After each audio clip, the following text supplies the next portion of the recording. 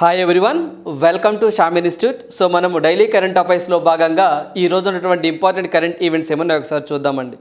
So ఎవరైతే group 1 కానివ్వండి, group 2 కానీ ప్రిపేర్ అవుతున్న అభ్యర్థులు ఎవరైతే ఉన్నారో, నిన్న మనకి సివిల్ సర్వీస్ ఎగ్జామ్కి సంబంధించి ఒక ఎగ్జామ్ జరిగిందండి. సో దీనికి సంబంధించి క్వశ్చన్ పేపర్ మీరు ఒకసారి చెక్ చేయండి.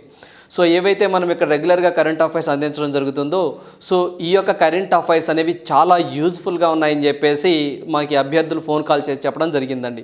సో ఒకసారి చూడండి. సో ప్రతిరోజు ఎవరైతే నోట్ మేకింగ్ చేసుకుంటూ ఉన్నారో అలాంటి వ్యక్తులకి సో ఖచ్చితంగా ఈ కరెంట్ అఫైర్స్ని ఉపయోగపడతాయి. సో మనము ఏవైతే ప్రతిరోజు అందిస్తున్నటువంటి కరెంట్ అఫైర్స్ అనేవి మల్టీపర్పస్గా యూజ్ అవుతాయండి. అంటే మీకు గ్రూప్ 1 కానివ్వండి, గ్రూప్ 2 కానివ్వండి, ఎస్ఐ కానిస్టేబుల్ కానివ్వండి, అదేవిధంగా ఎస్ఎస్సికి సంబంధించి సిహెచ్ఎస్ఎల్ ఎగ్జామ్ కానివ్వండి, సీజీఎల్ కానివ్వండి, అదేవిధంగా ఎంటీఎస్ మల్టీ టాస్కింగ్ కానివ్వండి, ఇవన్నీకి మీకు వీటన్నిటికీ కలిపి మల్టీపర్పస్గా ఉపయోగపడుతుంది. సో మీరు ఒకసారి నిన్న ఏదైతే ఒక క్వశ్చన్ పేపర్ నిన్న మనకి సివిల్ సర్వీస్ సంబంధించి పేపర్ 1 అని చెప్పేసి జనరల్ స్టడీస్ పేపర్ ఉంటుందండి 100 క్వశ్చన్స్కి. సో ఈ 100 క్వశ్చన్స్ నుంచి కరెంట్ అఫైర్స్ అనేవి, ప్యూర్ కరెంట్ అఫైర్స్ అనేవి ఒక 7 to 8 వచ్చినాయండి. ప్యూర్ కరెంట్ అఫైర్స్ అనేవి జనరల్గా జనరల్ స్టడీస్కి లింక్ చేసి అడుగుతూ ఉంటారు. సో జనరల్గా ఒక 8 to 9 వచ్చినాయండి కరెంట్ అఫైర్స్. సో వీటిలో మనం మ్యాక్సిమం కవర్ చేయడం జరిగింది. సో ప్రతిరోజు నోట్స్ తయారు చేసుకున్న అభ్యర్థులకి ఖచ్చితంగా ఈ విషయం అర్థమై ఉంటుంది. సో దీంట్లో భాగంగా మనం ఏవైతే ప్రతిరోజు కరెంట్ అఫైర్ ప్రొవైడ్ చేస్తున్నామో, మీకు లాస్ట్లో ఎండ్ ఆఫ్ ద డే అంటే మనకి ప్రతిరోజు కూడా మనకి యూట్యూబ్ ఛానల్కి సంబంధించి షామ్ ఇన్స్టిట్యూట్ సంబంధించి టెలిగ్రామ్ ఛానల్ ఉంటుందండి. సో ఆ టెలిగ్రామ్ ఛానల్లో ఫ్రీగా పీడిఎఫ్ రూపంలో మీ కరెంట్ అఫైర్స్ అనేవి ప్రొవైడ్ చేయడం జరుగుతుంది. సో ఆ అవకాశాన్ని కూడా ఉపయోగించుకోండి. సో దీంట్లో భాగంగా ఈరోజు మనం ఫస్ట్ కరెంట్ అఫైర్ చూసినట్లయితే, సో తుర్కీ ఎన్నికల్లో ఎర్డోగాన్ విజయము అని చెప్పేసి ఈరోజు మనకి తుర్కీ వార్తల్లోకి నిలిచిందండి. సో అంతకుముందు మనము టర్కీ అని చెప్పేసి పేరుతో పిలిచేవారము. టర్కీ అంటే నిప్పు కోడి అని చెప్పేసి అర్థం వస్తుందట. సో అందువల్ల మా దేశాన్ని ఇలా పిలవడం మాకు కొంచెం ఇబ్బందికరంగా ఉందని చెప్పేసి టర్కీని తుర్కీయేగా ఇటీవల కాలంలో పేరు మార్చడం జరిగింది. దానికి సంబంధించి ఇది 30వ సంవత్సరం అండి. సో అంతకుముందు గత 20 సంవత్సరాల నుంచి ఉన్నటువంటి ప్రెసిడెంట్ ఎవరైతే ఉన్నారో ఆయనే మరో దఫా సో మూడోసారి అంటే 30 సంవత్సరాలుగా అతనే పరిపాలిస్తున్నాడు అని చెప్పేసి ఈరోజు ప్రధానంగా న్యూస్ రావడం జరిగింది. రానున్న పోటీ పరీక్షల్లో ఏదైతే తుర్కీకి ఇటీవల ఎన్నికైనటువంటి సో మనకి ప్రధాని ఎవరు అని చెప్పేసి అడగొచ్చు. సో మనకి అధ్యక్షుడు ఎవరు అని చెప్పేసి అడగొచ్చు. సో మనం గుర్తుంచుకోండి, తయ్యప్ ఎర్డోగాన్ అని చెప్పేసి ఇతను ప్రెసిడెంట్గా రావడం జరిగిందండి. సో మరోసారి సో ఇతనే మనకి 2 దశాబ్దాలుగా ఎర్డోగాన్ తుర్కీ ప్రాంత పాలకుడిగా కొనసాగుతున్నారు. మళ్ళీ ఇప్పుడు మూడో దఫా అధికారంలోకి వస్తున్నాడు అని చెప్పేసి రావడం జరిగింది. సో ఆయన పేరు గుర్తుంచుకోండి. సో మనకి తయ్యప్ ఎర్డోగాన్ అని చెప్పేసి అంటాము. సో ఇతనికి మొత్తము 52% అనేది సో ఓట్ల శాతం రావడం జరిగిందండి. సో ఇతని మీద ప్రత్యర్థి ఎవరైతే ఉన్నారో సో ఆ ప్రత్యర్థి పేరు మనము కెమెల్ అని చెప్పేసి అంటామండి. సో మనకి కెమెల్ అని చెప్పేసి అంటాము. ఇతనికి 48% అనేది ఓటింగ్ రావడం జరిగింది. సో ఈయన అధికారికంగా గెలిచాడు అని చెప్పేసి మనకి న్యూస్ రావడం జరిగింది. సో అదే పాయింట్ ఆఫ్ వ్యూలో ఇక్కడ మనం చూసినట్లయితే టర్కీకి సంబంధించి టర్కీ క్యాపిటల్ మనం చూద్దామండి. న్యూస్లోకి వచ్చింది కాబట్టి టర్కీ క్యాపిటల్ వచ్చేసరికి అంకారా అంటాము.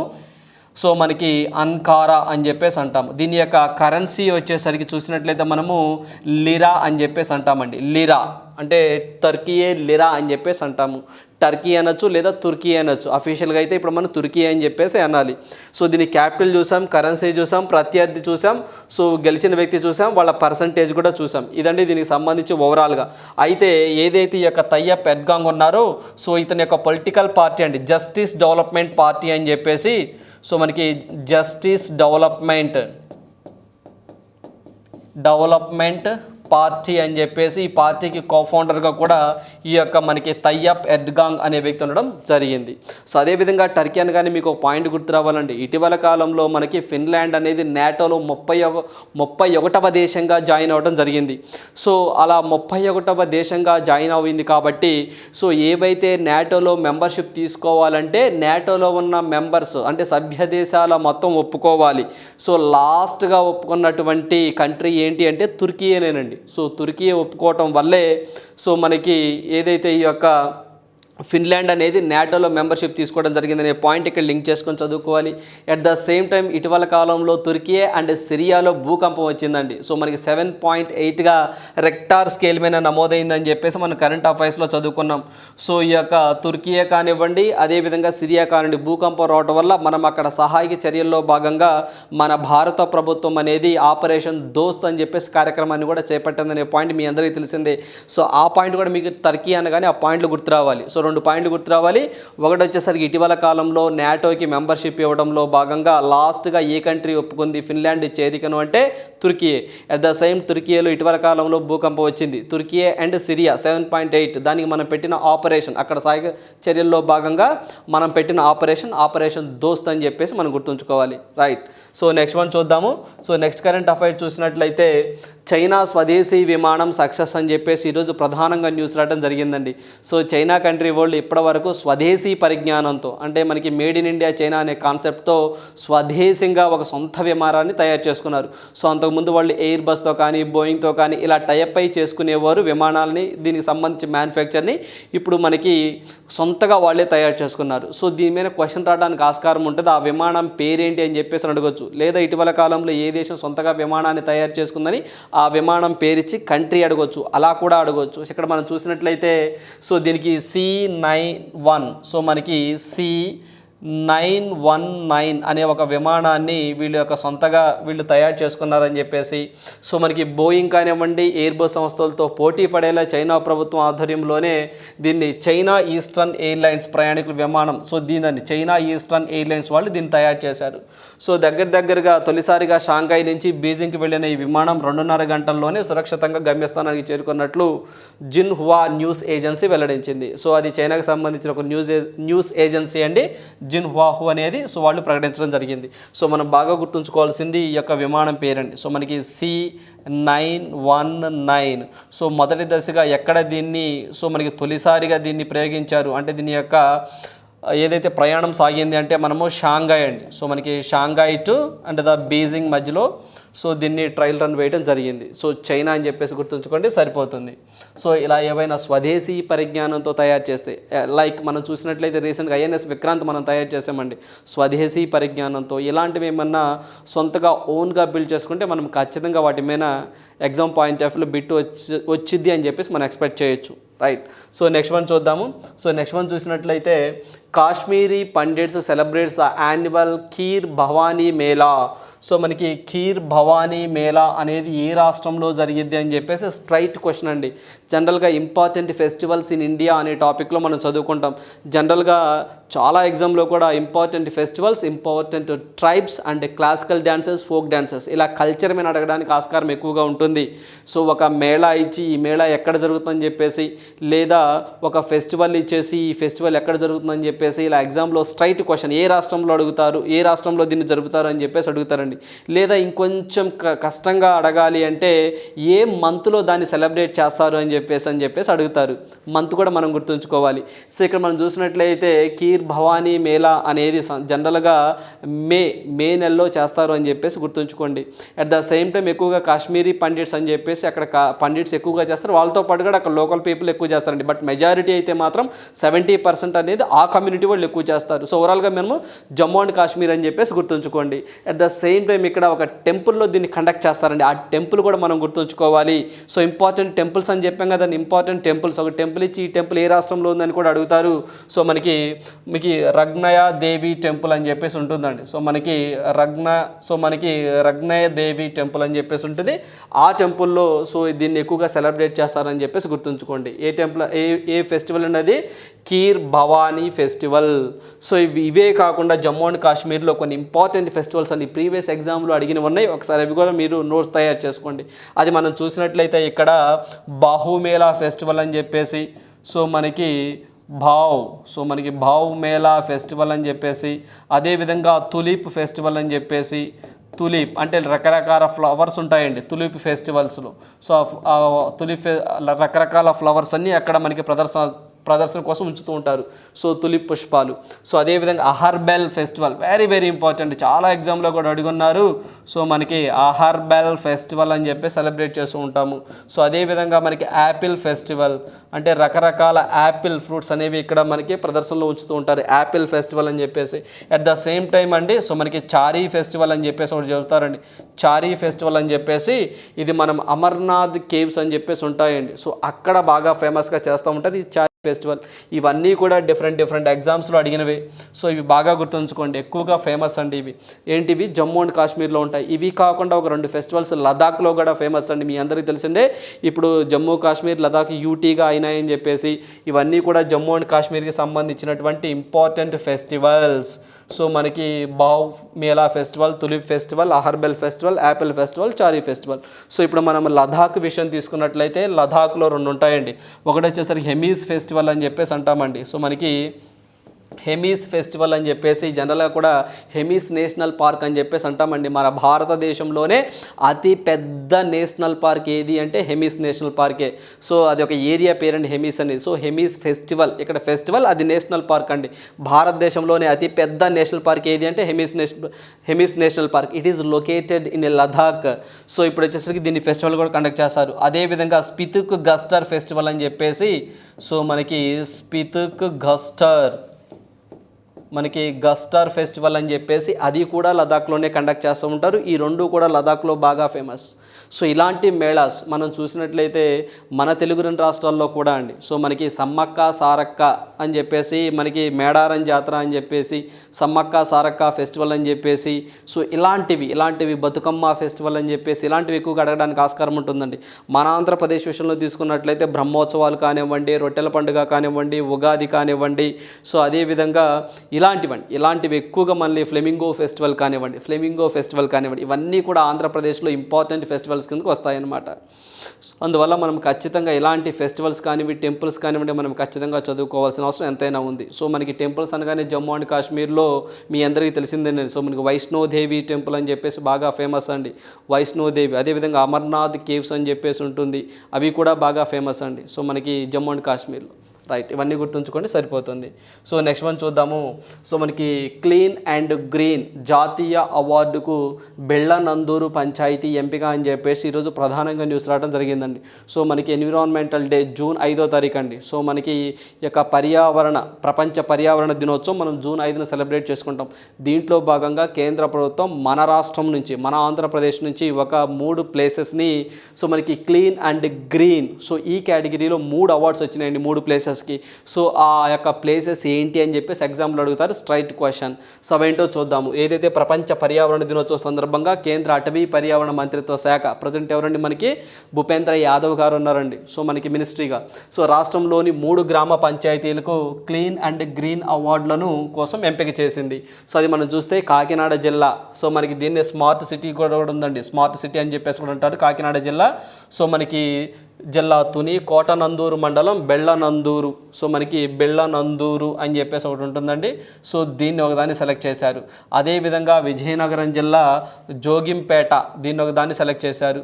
నెల్లూరు జిల్లా పంచాయతీ, సో మనకి నెల్లూరు జిల్లా పంచాయతీలకి ఊర్జా స్వరాజ్ కింద అండి. సో 3 బాగా గుర్తుంచుకోండి. ఒకటి వచ్చేసి విజయనగరం జిల్లా జొంగిపేట, నెల్లూరు జిల్లా పంచాయతీ, అండ్ కాకినాడ బెళ్ళనందూరు. అంటే మనకి కాకినాడ, నెల్లూరు, విజయనగరం ఈ 3 జిల్లాలు అనేవి మనకి క్లీన్ అండ్ గ్రీన్ సో అవార్డులు అందుకోవడం జరుగుతుంది. రేపు ఏదైతే మనకి జూన్ 5వ తారీఖున ఆ యొక్క గ్రామాలకు సంబంధించిన సర్పంచులు ఈ అవార్డులు అందుకోవాలని చెప్పేసి కేంద్రం పిలుపునిచ్చింది.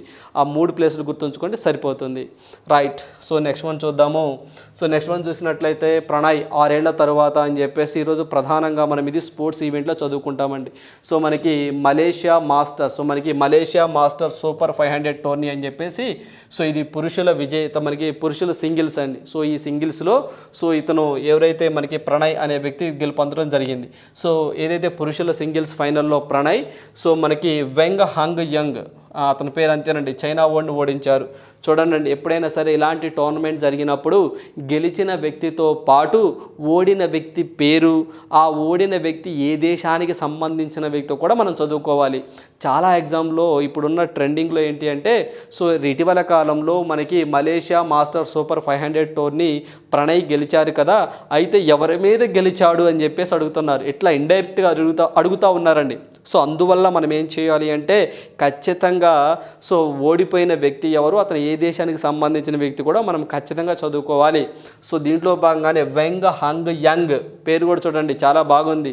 సో మనకి వెంగ్ హంగ్ యంగ్ చైనాని ఓడించారు. సో జనరల్గా గత ఏడాది థామస్ కప్ విజయంలో ఇతను కీలక పాత్ర పోషించాడని, 2017 యుఎస్ ఓపెన్ తర్వాత దక్కిన తొలి సింగిల్స్ విజయం ఏదని చెప్పేసి చెప్తా ఉన్నాడండి. సో మనకి అంతకుముందు డబల్స్లో సో అతను పురుషుల డబల్స్లో కొంచెం విన్ అవడం జరిగిందండి 2017 యుఎస్ ఓపెన్లో.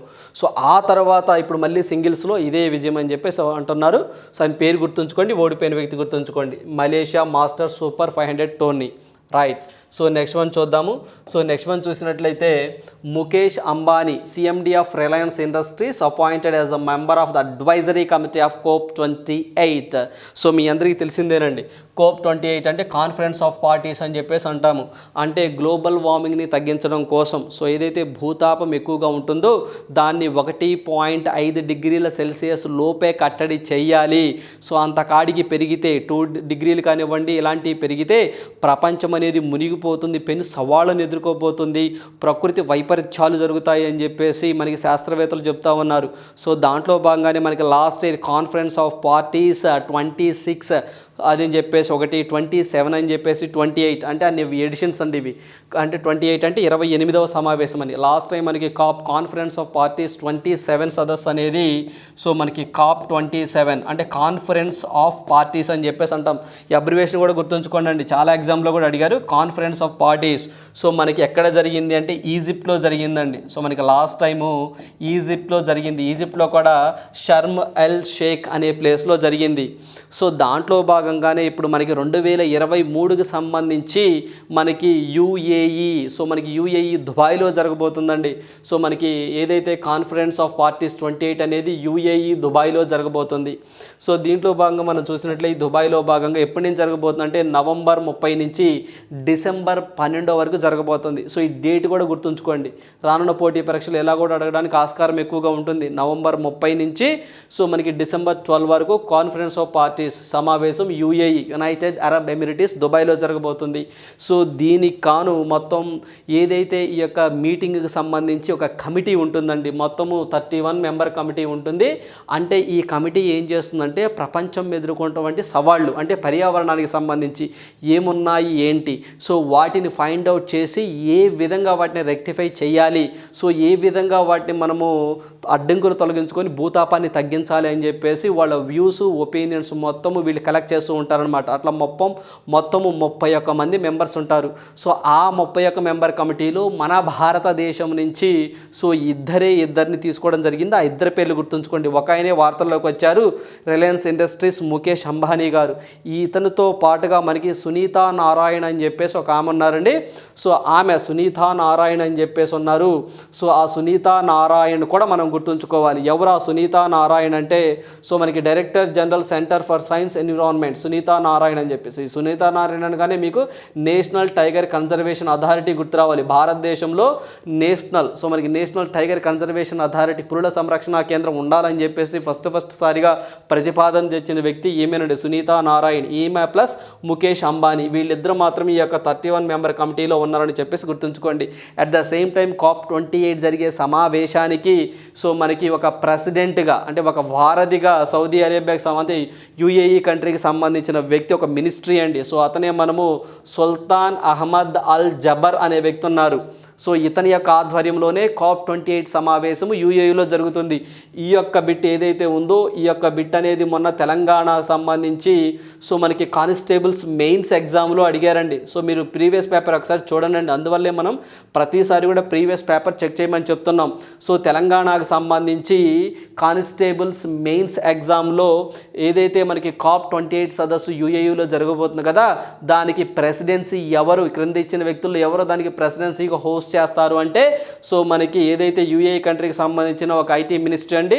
సో ఇతనే సుల్తాన్ అహ్మద్ అల్ జబర్ అనే వ్యక్తి దానికి ప్రెసిడెంట్గా ఉన్నారు. సో అతనే ముందు నడిపిస్తాడండి ఆ కాన్ఫరెన్స్ మొత్తాన్ని, గుర్తుంచుకొని మొన్న అడుగున్నారు. సో అందువల్ల రాబోయే ఎగ్జామ్స్లో మన ఆంధ్రప్రదేశ్ నుంచి మన భారతదేశం నుంచి అండి, సో మన భారతదేశం నుంచి ఇద్దరిని రిప్రజెంట్ చేశారు కదా. సో ఆ ఇద్దరు ఎవరంటే ముఖేష్ అంబానీ, సునీతా నారాయణ అని చెప్పేసి గుర్తుంచుకోండి. So at the same time ఈ యొక్క ఏదైతే మన కాన్ఫరెన్స్ పార్టీస్ని ఎవరు ఏ ఆర్గనైజేషన్ కింద అది మనకి అలాంటి కాన్ఫరెన్స్లు చేస్తూ ఉంటారంటే UNFCC అని చెప్పేసి అంటామండి. చాలా ఎగ్జామ్లో కూడా దీని అబ్రివేషన్ ఏంటి, దీని యొక్క హెడ్ క్వార్టర్ ఎక్కడుంది అడిగిన సందర్భాలు ఉన్నాయి. సో వీళ్ళేనండి, United Nations framework convention on climate change అని చెప్పేసి అంటాం. United Nation framework on convention on climate change అని చెప్పేసి అంటాం. వీళ్ళ ఆధ్వర్యంలోనే పార్టీస్ అని చెప్పేసి సో మనకి ఇవి రన్ అవుతూ ఉంటాయి. సో దీని యొక్క హెడ్ క్వార్టర్ అనేది జనరల్గా 2 ప్లేసెస్లో ఉంటుందండి. ఒకటి బ్రెజిల్ రీ జెనీరియోలో ఉంటుంది, ఇంకొకటి న్యూయార్క్ సో మనకి అమెరికాలో ఉంటుంది. సో 2 ప్లేసెస్లో దీని యొక్క ప్రాంతీయ కార్యాలయం అనే పాయింట్ కూడా మనం గుర్తుంచుకోవాలి. ఇదండి దీనికి సంబంధించి. ఓన్లీ ఇది ఒక్కటే చదువుకుంటే సరిపోదండి, ముఖేష్ అంబానీ అని చెప్పేసి. సో దీనికి సంబంధించి బ్యాక్గ్రౌండ్ కూడా మనం ఖచ్చితంగా చదువుకోవాలి. సో ఎవరైతే అభ్యర్థులు ఉన్నారో దాన్ని స్క్రీన్ షాట్ తీసుకోవచ్చు, లేకపోతే సొంతగా నోట్స్ తయారు చేసుకోనండి. సో మనకి మొబైల్లో స్క్రీన్ షాట్ తీస్తే మనం చదవమండి, బట్ మనకు నోట్స్లో ఎక్కువగా ఉంటే ఒకసారి నోట్స్ అలా తీస్తూ ఉంటే చదవాలనిపిస్తుంది. సో ఖచ్చితంగా ఇది కూడా గుర్తుంచుకోండి. రైట్, సో నెక్స్ట్ మనం చూద్దాము. క్వశ్చన్ ఫర్ యూ, ఈ ప్రశ్న మీకోసమే. ప్రపంచ తేనెటీగల దినోత్సవాన్ని ఏ రోజున నిర్వహిస్తారు అంటారండి. సో మనకి దీని కరెక్ట్ ఆన్సర్ అనేది మే 20వ తారీఖున మనము ప్రపంచ తేనెటీగల దినోత్సవాన్ని నిర్వహిస్తాము. రైట్, సో ఇవ్వండి ఏవైతే ఈరోజు నా ఇంపార్టెంట్ కరెంట్ అఫైర్స్. సో ప్రతిరోజు కూడా వీడియోని చివరి దాకా చూసి సొంతగా నోట్స్ తయారు చేసుకోండి, మీకు బాగా యూస్ఫుల్గా ఉంటాయి. So thank you, all the best.